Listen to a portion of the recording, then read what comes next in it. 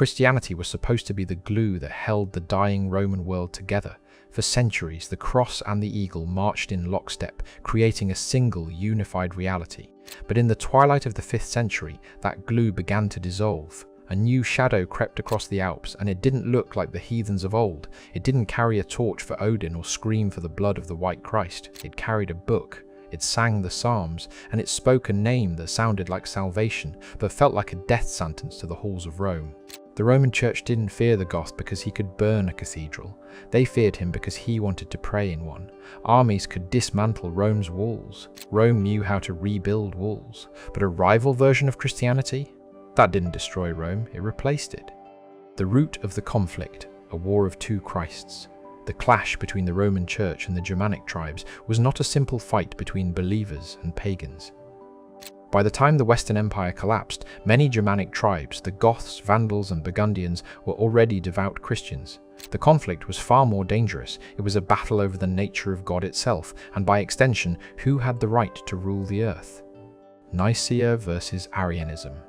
At the heart of the hatred was a single, devastating word: Arianism. In 325 AD, the Roman Church held the Council of Nicaea to settle a fundamental question: who is Jesus? They settled on a strict dogma: Jesus Christ was consubstantial with the Father, meaning he was 100% God, equal in power, eternal and divine.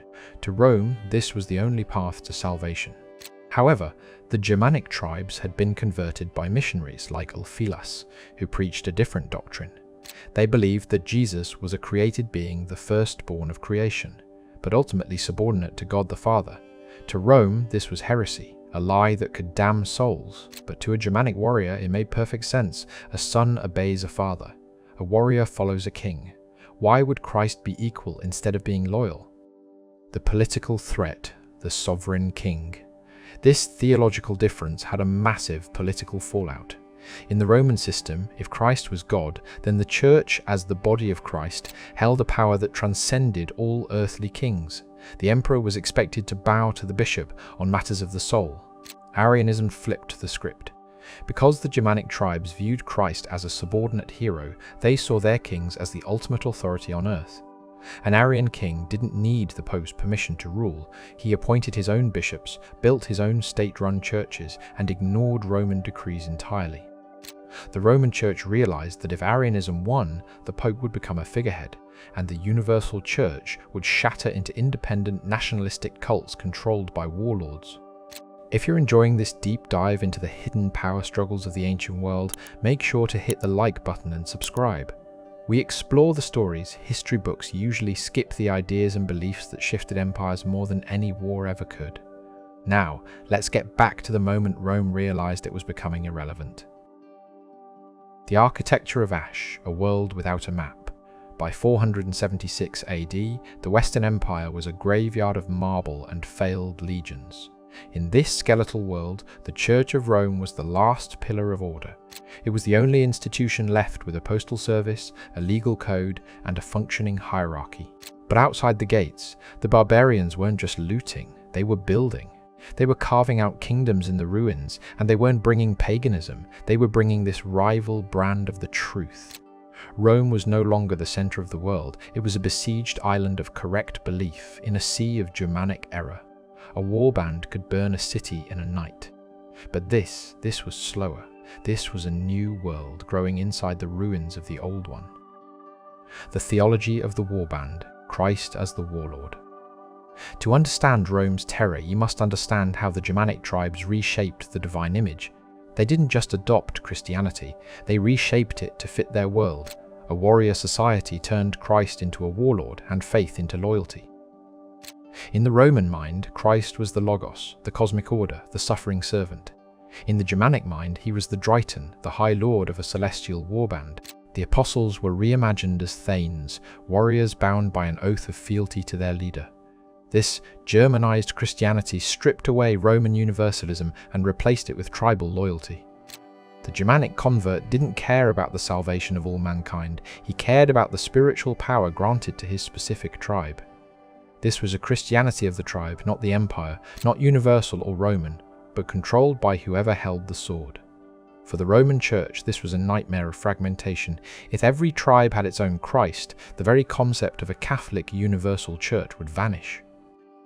The Great Erasure, when rituals collide, the Roman Church relied on uniformity. From the lighting of candles to the exact date of Easter, everything was designed to remind the believer that they belonged to a single, eternal Roman order. But the Germanic Christians brought their own clocks and their own customs. In Goth-controlled territories, the liturgy was spoken in Gothic, not Latin. This was an existential threat. To the Roman mind, Latin was the language of God and law. By translating the Holy Scriptures into barbarian tongues, the Germanic tribes were effectively stealing the divine fire. They were creating a world where a man didn't need to be Roman to be Christian. If the Germanic tribes succeeded in creating a stable, literate Christian society that rejected the Pope, then the Roman legacy would simply evaporate. It wouldn't be conquered, it would be forgotten. The North African disaster, the Vandal persecution. Nowhere was the Roman fear more justified than in North Africa. When the Vandals' fervent Arian Christians seized Carthage, they didn't just take the grain, they took the faith. They didn't just rule North Africa, they tried to replace its faith.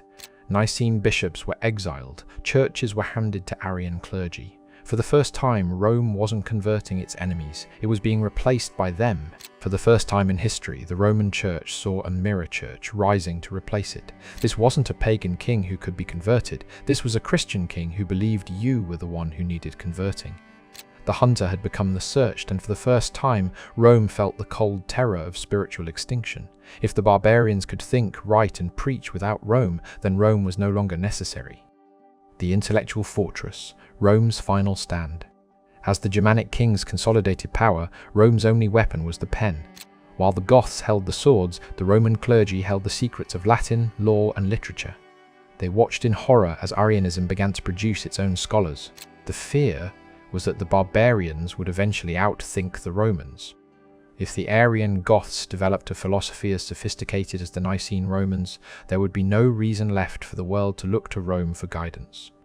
The Church began a campaign of intellectual gatekeeping, hoarding the works of the Church Fathers and using the threat of hell as a psychological counter-offensive. They had to convince the world that while an Arian king could give you land on earth, only a Roman bishop could give you a place in heaven. A sword destroys bodies, a belief rewrites reality. Rome had survived the Gauls, the Carthaginians, and the Huns. She knew how to rebuild a city of stone. But you cannot rebuild a church that has been erased from the hearts of the people. This was the true terror, the great replacement of the soul. Every time a Gothic warrior kneeled before an Arian bishop, Rome lost more than influence, it lost reality. Because power isn't just who rules the land, it's who defines the truth.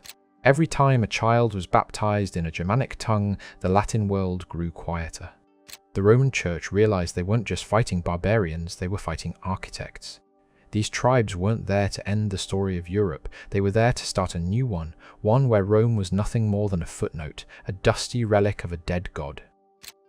To the Vatican, the Arian heresy wasn't just a mistake, it was a black hole that threatened to swallow 500 years of civilization. Rome knew the truth. You can survive an enemy at your gates. You cannot survive an enemy who has replaced your truth with their own. Rome eventually fought back. They realized they couldn't win with legions, so they fought with silver-tongued missionaries and strategic marriages, most notably the conversion of Clovis, king of the Franks, to the Roman Nicene faith. This was the turning point. By winning over the Franks, Rome gained its own warband to fight the Arian Goths. They traded their swords for ink and eventually won the soul of Europe by absorbing the invaders. But for 100 years, the light of the Roman world flickered in a terrifying wind. It was a century where the survival of the West hung not on a shield wall, but on the definition of a single word. Empires don't fall when their walls are broken. They fall when their truth is replaced.